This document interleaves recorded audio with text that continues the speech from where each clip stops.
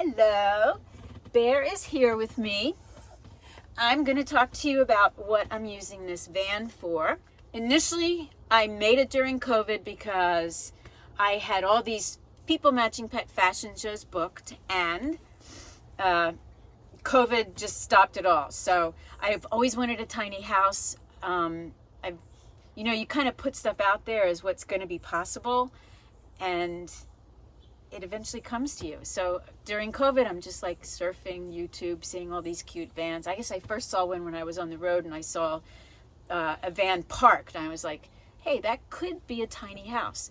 So I ended up falling in love with the idea, buying the van, and spending 6 months learning electricity and plumbing and drawing my layout and buying the pieces that would fit in it, and really figuring out what in this 6x10 structure I could make where it would completely represent me, who I am, and what I wanted to do. And what I wanted to do was go to these people matching pet fashion shows, do rescue events at the local shelter.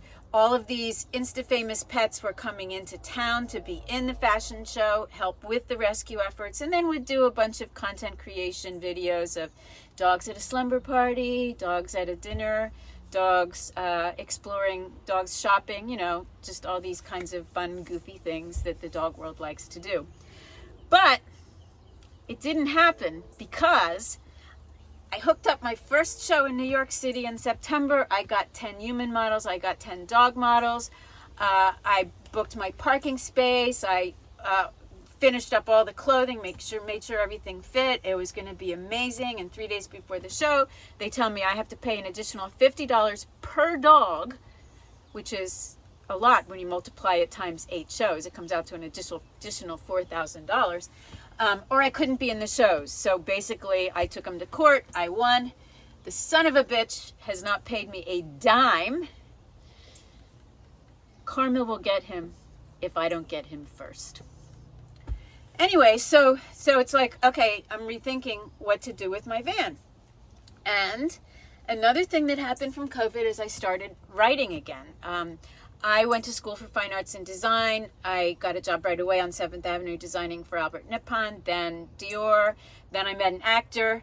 He was so passionate and my passion was dying. So I walked into an acting school. They said, you're just what we're looking for. I went on an audition. I booked a commercial and I fell in love with acting, which is really odd because I was so shy growing up. I didn't speak till I was like 18. No, till I was like 15. Somebody gave me a diet pill and I was like, pa. And then, but the thing about acting is it's not about lying. It is about telling the ultimate truth, the core truth. Like why people are doing what they're doing, what motivates them, what their secrets are, how those secrets influence their happiness, their misery, their motivation. Like I fell in love with all of that complexity. And I got a role in All My Children, a teeny tiny one that did not reoccur as it was maybe gonna.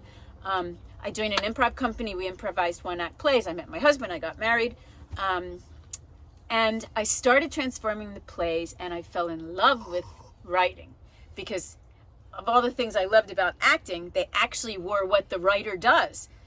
So I got divorced, became a writer, went to school in LA for UCLA for writing, got really good. Then 9/11 hit, and I don't know, my purpose just got frazzled because it didn't seem like I was doing anything purposeful for the world. Here I thought we were at war and I'm writing fluff pieces. So I started writing more serious pieces, and then I saw on Facebook all these dogs and they were being put to sleep and they were so cute. And so I rescued 2 of them. And then I remember specifically there was this pit bull, gorgeous, giant smile, beautiful coat. I read at the bottom thinking, oh, somebody's going to take this dog. It said R.I.P. The dog was euthanized because nobody rescued him. So I started looking through it and I realized that these adoption photos were horrible for most dogs. That dog had a good adoption photo. But my dogs had terrible adoption photos. They were blurry. The dogs were like, scared, sitting next to a fan or a bag of food. looking hungry. They were both on death row because they were both considered aggressive because they were terrified. They had to fight for food. So I ended up like designing a cute little collection of hoodies and sweatshirts, and I got a couple pro photographers, and we went into the shelters and we photographed the 99 dogs that we rehomed in the first event, then 86 in the next event.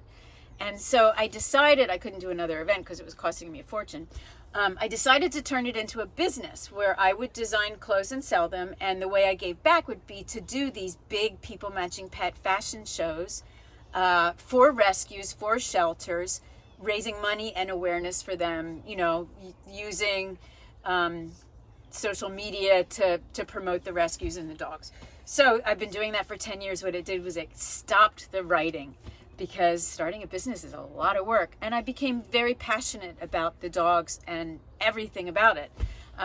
Then after COVID and after the dick of a fashion show person, I started writing another screenplay because of all that was happening in the world. My voice was back. The Trump, the lies, the stupidity, the GOP, the lack of courage, then the war in Ukraine. I mean, stuff is happening, big stuff, and it gave me my voice back. Now, you don't write about that stuff because that's for the news and for documentaries. You find characters in a story that amplify those thematic elements. So that's what I'm doing. And my van is going to be my mobile writing office. I'm going to take it to places with water because water inspires me. You have to find everything that gives you your power. Like, we're all different. We all come from different backgrounds, different eons of ages and experiences, for those who believe in reincarnation.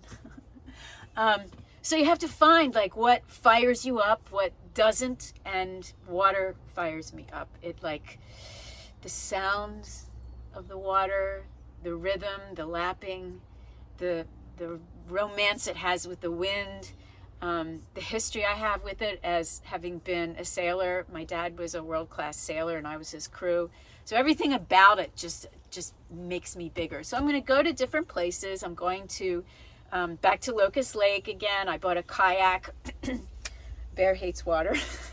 We're a mismatched pair, but he's going to kayak. And then I'm going in September to that island in, I think it was Maryland, where the horses run wild. And I have a camp spot right on the beach. So anyway, that's pretty much it. I'm going to say goodbye. Please follow me. Like the video if you like it. If you don't, just go away. And if you have any questions or comments, really, I'm happy to start a conversation. Okay, bye.